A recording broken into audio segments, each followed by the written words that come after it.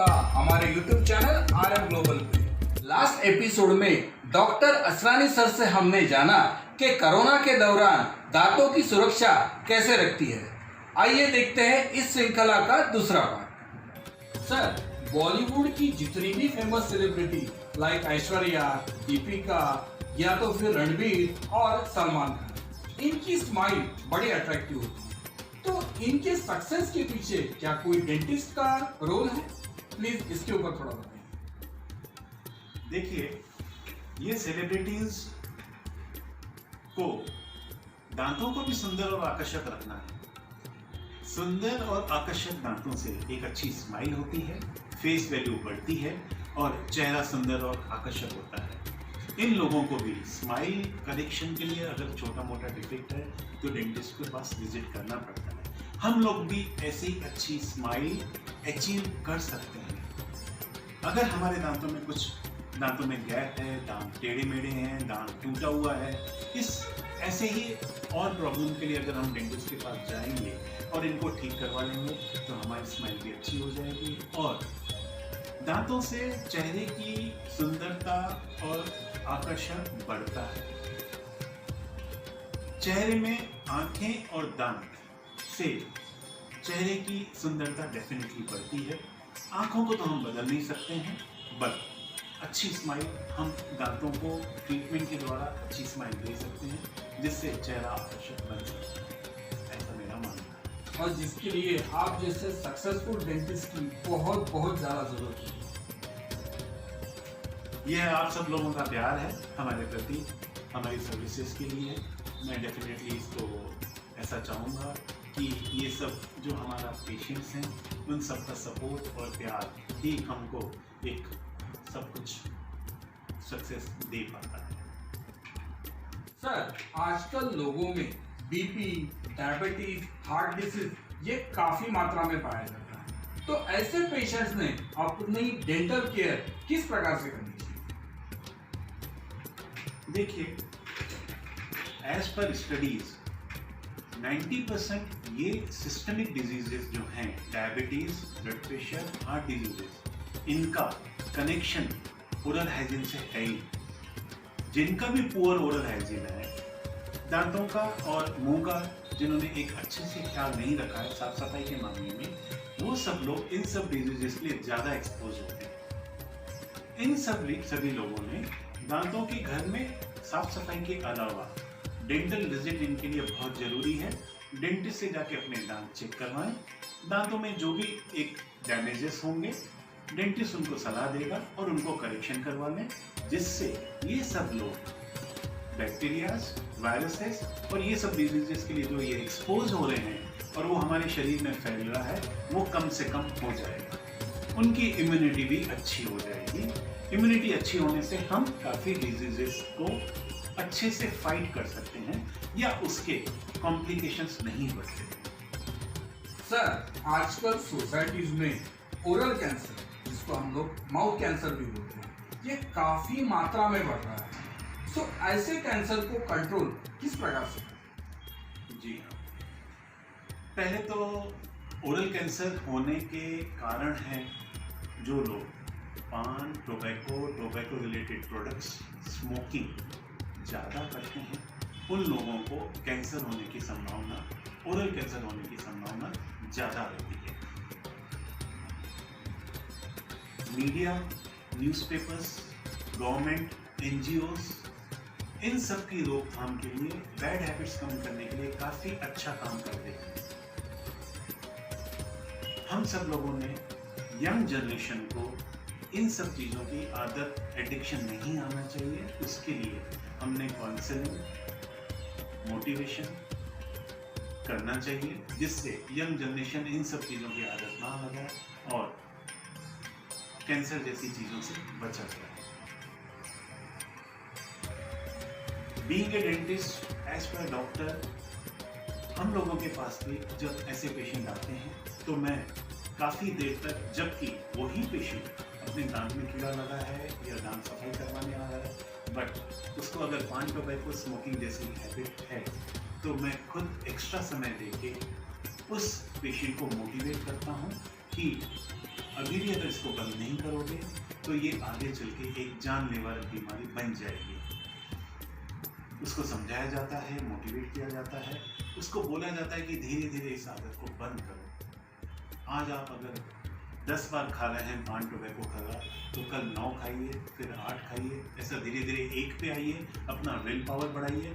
1 खाने के बाद में भी आधे पे आइए, आधे पे आने के बाद में भी ऑल्टरनेट पे आइए। ऐसे 3-4 महीने में इस बुरी आदत को हमेशा के लिए बंद कर दीजिए। ये बंद करने से आपका शरीर अच्छा रहेगा, आपके दांत अच्छे रहेंगे, आपका खाना अच्छा रहेगा, आपका डाइजेशन अच्छा रहेगा। ये बहुत ही खतरनाक पान टोबैको खर्रे में चीज़ें पाई जाती हैं जो आज नहीं तो कल शरीर को नुकसान पहुंचानी है। काफ़ी लोग ऐसा मानते हैं कि मेरा दोस्त भाई तो 15 साल से 20 साल से खा रहा है, उसको कुछ नहीं हो रहा है। ये मत मानिए। जब भी पान टोबैको का जिसको आदत रहती है, यह बीमारी कैंसर जैसी जानलेवा बीमारी कब आपको पकड़ेगी, हर एक का शरीर का इम्यून सिस्टम अलग अलग है। ये सब लोग जान गए हैं, स्पेशली कोरोना के बाद। नहीं तो पहले इम्यून सिस्टम क्या रहता है इसकी भी बहुत सोसाइटी में जानकारी नहीं थी। तो अब हमको अगर अपना इम्यून सिस्टम अच्छा रखना है तो ऐसी चीज़ें खा के हम हमारा इम्यून सिस्टम कम करते जाएंगे और डेफिनेटली हम अपने शरीर का नुकसान ज़्यादा से ज़्यादा पहुँचाएंगे। फिर ऐसा बोलना कि ट्रीटमेंट बड़े बड़े हो गए हैं, बीमारियां बड़ी बड़ी हो गई हैं, खर्चे बहुत ज़्यादा हॉस्पिटल्स में हो रहे हैं, हम अपने साइड से हमारी क्या जवाबदारी है उसको भी समझना जरूरी है। सर, क्या महिलाओं के कंपैरिजन में पुरुषों को ये ओरल कैंसर होने के चांसेस ज़्यादा हैं? जी नहीं, क्योंकि पुरुष इन सब चीज़ों का सेवन हमारे इंडिया में ज़्यादा करते हैं, महिलाएं बहुत कम यूज़ करती हैं। पुरुष ज़्यादा पान टोबैको खर्रा नस स्मोकिंग करते हैं, उनमें ये ओरल कैंसर ज़्यादा पाई जाती है। तो उनको ओरल कैंसर होने के चांसेस ज़्यादा है जो लोग इस प्रकार से सेवन करते हैं। जी जी जी। सर, डेंटल ट्रीटमेंट के प्रति एक आम लोगों में ये धारणा है कि ये ट्रीटमेंट काफ़ी ज़्यादा तकलीफ देती है, बहुत ज़्यादा सिटिंग करवानी पड़ती है और बहुत ज़्यादा एक्सपेंसिव भी होती है। तो कृपया इसके बारे में थोड़ा बताइए। लोहित जी, पहले के दिनों में, काफ़ी साल पहले, जब टेक्निक और टेक्नोलॉजी और डेंटल एडवांसमेंट इतना नहीं हुआ था तो समय जरूर ज़्यादा लगता था, विजिट्स ज़्यादा लगती थी। बट आजकल के दौर में कम से कम सिटिंग्स में डेंटिस्ट डेंटल ट्रीटमेंट को कंप्लीट कर देता है। काफ़ी ट्रीटमेंट तो सिंगल सिटिंग में कंप्लीट हो जाते हैं with good success, with good prognosis and for life time durability. दूसरा, आपने पूछा कि काफ़ी दर्ददायक भी रहते हैं, काफ़ी दर्द होता है। पहले के ट्रीटमेंट्स में दर्द ड्रिल्स की वजह से होता था, बट अभी ड्रिल्स ऐसे आ गए हैं, लेज़र ट्रीटमेंट भी है, ड्रिल्स भी ऐसे आ गए हैं कि कम से कम तकलीफ में, मैं तो बोल सकता हूँ कि बिना दर्द के भी दांतों का ट्रीटमेंट किया जा सकता है, हो सकता है। तीसरा, आपने बोला कि ये बहुत एक्सपेंसिव रहते हैं। इसमें मैं ये बोलना चाहूँगा, अगर हम शुरुआत में ही डेंटिस्ट के पास चले जाएं, जब शुरुआत के लक्षण हैं जैसे मैंने पहले मेंशन किए, तब के जो ट्रीटमेंट होते हैं जैसे स्केलिंग, डेंटल फिलिंग्स, ये करवा लेने से डेफिनेटली ज़्यादा खर्चा नहीं आता है।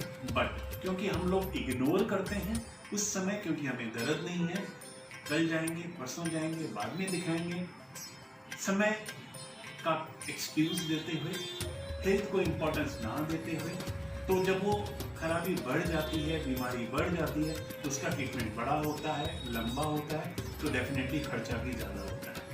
और डेंटल कंज्यूमेबल्स जितने भी हैं सारे के सारे इम्पोर्टेड हैं। तो ये जो कंज्यूमेबल्स हैं ये खुद ही काफ़ी एक्सपेंसिव है, इसलिए ट्रीटमेंट भी डेंटल ट्रीटमेंट खर्चीला हो जाता है। इसलिए मेरा फिर से सभी को एक निवेदन है कि जब भी आपको दांतों में छोटा मोटा प्रॉब्लम भी लगे, आप एक चेकअप के लिए, कंसल्टेशन के लिए डॉक्टर के पास चले जाइए।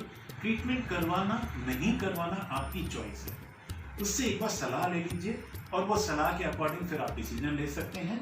अगर आपने वो सलाह के अनुसार कर लिया, डेफिनेटली ये जो धारणा है कि बहुत ज़्यादा एक्सपेंसिव है या बहुत दर्द होता है या बहुत विजिट्स लगती हैं, ये धारणा कम हो जाएगी, ऐसा मेरा मानना है। कोरोना कोविड-19 ये बीमारी आज हर जगह फैल चुकी है। बीइंग अ डेंटिस्ट आप किस प्रकार से गाइड करोगे कि ओरल हाइजीन कोरोना के दौरान किस प्रकार से मेंटेन? देखिए, इसके बारे में social distancing, use of mask जैसी काफ़ी सारी चीज़ें मीडिया के थ्रू, न्यूज़पेपर्स के थ्रू यह एक अच्छी अवेयरनेस हो चुकी है उसके बारे में। ये सब सभी को स्ट्रिक्टली फॉलो करना चाहिए। अब अगर mouth, oral cavity, dental related हमको क्या ख्याल करना चाहिए, तो मैं ये बताना चाहूँगा कि जैसा स्टीम इनहेलेशन का बहुत अच्छा रोल है, हमको माउथ वॉशेस यूज़ करने चाहिए रेगुलरली, बार बार कुल्ला करना चाहिए, माउथ वॉश यूज़ करना चाहिए। माउथ वॉश की जगह पे गर्म पानी से भी कुल्ला कर सकते हैं, स्टीम इनहेलेशन यूज़ कर सकते हैं। अब इससे फ़ायदा क्या होगा ओरल कैविटी में? इससे फ़ायदा ये होगा, अगर रेगुलर कुल्ला करते हैं तो मुंह में जो बैक्टीरियाज हैं, mouth is a full of micro organisms, mixed micro organisms, pathogenic as well as non pathogenic. तो जो पैथोजेंस हैं, पैथोजेनिक माइक्रो ऑर्गेनिजम्स हैं, गर्म पानी से कुल्ला करने से या माउथ वॉश से यूज़ करने से इनका नंबर कम होगा, पैथोजेनिक माइक्रो ऑर्गेनिजम्स कम हो जाएंगे। जितने ये कम रहेंगे उतना हमारा सलाइवा, हमारे दांत और हमको इन सब चीज़ों को एक्सपोजर नहीं मिलेगा। सर, दांत अपने शरीर का एक इम्पोर्टेंट ऑर्गन है, लेकिन एक जनरल पब्लिक इसको इतना केयरफुली नहीं लेती है, इसको इतना इम्पोर्टेंस नहीं देती है। दांत टूटते हैं, टूटने दो, लेकिन एज अ डेंटिस्ट आप बताइए कि दांतों का अपने शरीर में क्या इम्पोर्टेंस है? देखिए रोहित जी, दांत सिर्फ खाना चबाने के लिए ही नहीं काम आते हैं। दांतों के ओवरऑल 3 बहुत अच्छे महत्वपूर्ण फंक्शंस हैं। खाना अच्छे से चबाना तो है ही है, इसके अलावा अच्छे से बात करने में भी दांत हमको हेल्प करते हैं। जिन लोगों के मुंह में दांत कम रहते हैं या नहीं रहते हैं, उनकी स्पीच और जिनके दांत रहते हैं उसकी क्लियरिटी में बहुत सारा फर्क रहता है। इसका मतलब दांत हैं तो एक अच्छा बोलचाल भी होती है। तीसरा, दांत हैं तो वो एक अच्छी स्माइल देते हैं, दांत हैं तो शरीर की सुंदरता भी देते हैं, तो उसका कॉस्मेटिक इंपॉर्टेंस भी बहुत है। जैसा कि आपने पहले भी पूछा कि सेलिब्रिटीज की स्माइल अच्छी रहती है, वो दांतों को एक अच्छा मेंटेन करके चलते हैं, जो हम सब लोगों को भी करना चाहिए, क्योंकि सभी को कॉस्मेटिकली अपने चेहरे का, शरीर का, एक उसकी सुंदरता का, आकर्षण का महत्व रहता है और हर लोग चाहते हैं कि मेरा शरीर सुंदर रहे, आकर्षण रहे। उसमें दांत का बहुत बड़ा इंपॉर्टेंस है, एक अच्छी स्माइल के लिए और चेहरे की सुंदरता के लिए और चेहरे के आकर्षण को बढ़ाने के लिए। तो दांतों का इंपॉर्टेंस बहुत ज़्यादा, हर एक ऑर्गन का नेचुरल वे में, नेचुरल ऑर्गन का बहुत इंपॉर्टेंस है, उसमें दांतों का तो बहुत इंपॉर्टेंस है। इसलिए क्योंकि खाना खाने के लिए हमको सिर्फ दांत ही मिलेगा, हमको खाना काटना है, चबाना है, हर चीज़ का अच्छा स्वाद लेना है, तो हमें दांत ही काम आएंगे। और हमको अपने दांतों की सुरक्षा के लिए खुद ही एक जवाबदारी रखनी है। हमारे घर के लोग हमें समय दे सकते हैं, पैसा खर्चा कर सकते हैं, बट हमको दांत नहीं दे सकते हैं जिससे हम अच्छे से खाना खाएं और उस खाने को अच्छे से पचाएं, डाइजेशन अच्छा हो, जिससे हमारा शरीर अच्छा रिष्ट पुष्ट हो। इसलिए दांतों की देखभाल। और एक मैं बात और बोलना चाहूँगा, जैसे शरीर में बाकी अंग, जैसे उम्र के साथ आंखें कमजोर होंगी, बाल सफ़ेद होंगे, चमड़ी स्किन ढीली होगी, हड्डियाँ कमजोर होगी, ऐसा दांतों का एज के साथ कुछ भी रिलेशन नहीं है। इसलिए हम लोग सुनते हैं कि काफ़ी बड़ी उम्र तक भी उस दादा और नाना के भी दांत सारे के सारे मजबूत और सबूत थे, उन्होंने कोई ट्रीटमेंट नहीं दिया क्योंकि उन्होंने ख्याल ज़्यादा किया और उनको दांत स्ट्रॉन्ग मिले और उन्होंने उनको मेंटेन भी किया। तो दांतों का एज से कोई रिलेशन नहीं है। अगर हम दांतों की अच्छी देखभाल करेंगे, अच्छा ख्याल रखेंगे, दांत हमें जिंदगी भर आखिरी तक सपोर्ट कर सकते हैं, साथ दे सकते हैं, हेल्प कर सकते हैं। Thank you very much doctor sir, आप हमारे चैनल पे आए, हमारे प्रेक्षकों को गाइड किया। वैसे एक बात मैं यहाँ मेंशन करना चाहूँगा कि असरानी फैमिली से अभी इनकी जो नेक्स्ट जनरेशन जैसे डॉक्टर करण, डॉक्टर निधि, डॉक्टर अंशुल और डॉक्टर रवीना ये भी अपनी अपनी सर्विसेज दे रहे हैं। इनकी खासियत बात ये सारे डॉक्टर्स अलग अलग फील्ड में स्पेशलाइज्ड हैं।